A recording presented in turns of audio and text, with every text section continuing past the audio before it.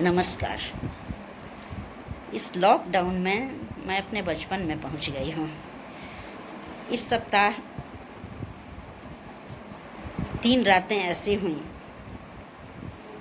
जिनमें मैंने कुछ आश्चर्यजनक अनुभव किया।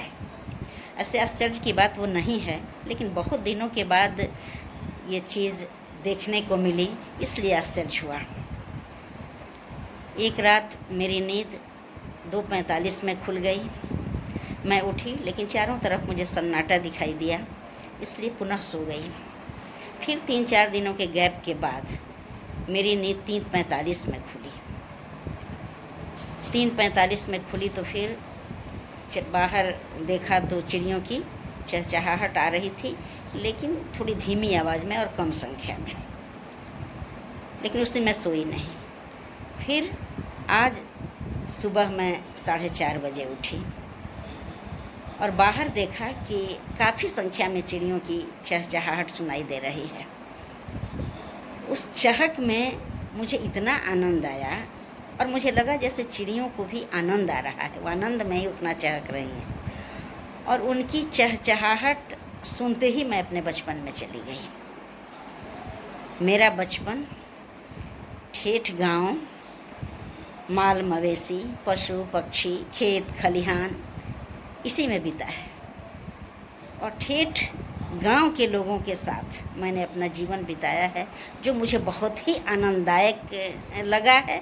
और अभी मैं उसका स्मरण करती हूँ तो आनंद विभोर हो जाती हूँ। उस समय लोग चिड़ियों के अनुसार, तारों के अनुसार जिया करते थे, अपना काम किया करते थे। आंगन में जब महिलाएं आती थीं तो बोलती थीं, बहुरिया आज चुचुहिया बोलल तो जाग गईनी। कोई बोले आज कौआ बोलस तब जगनी, आज लेट हो गई। उसी तरह आकाश में तिंडोरिया, सुकवा, सतभैया, ये सब की अलग अलग पहचान थी, अलग अलग उनका समय था।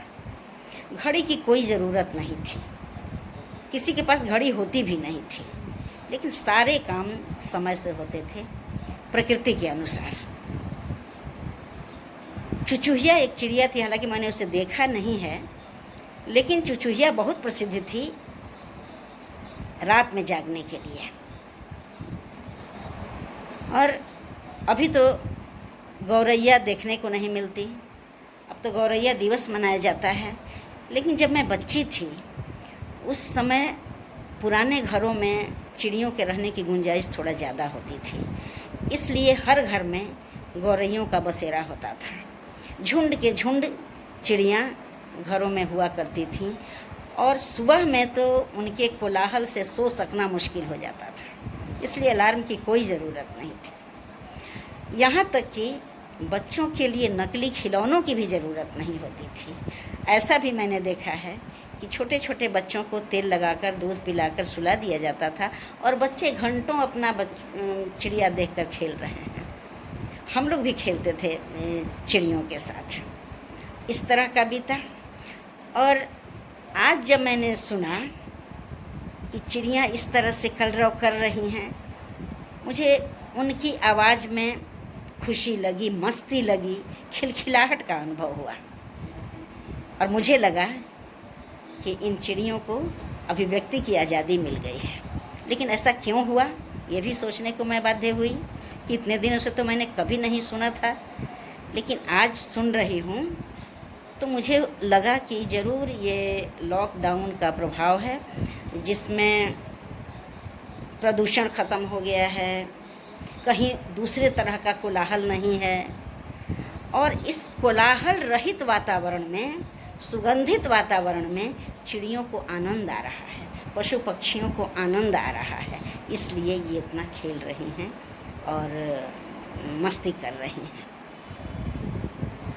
अब प्रश्न है ये कि लॉकडाउन हमेशा चलने की चीज़ नहीं, चलना भी नहीं चाहिए इसको। भगवान करे जितनी जल्दी हो सके ये ख़त्म हो जाए।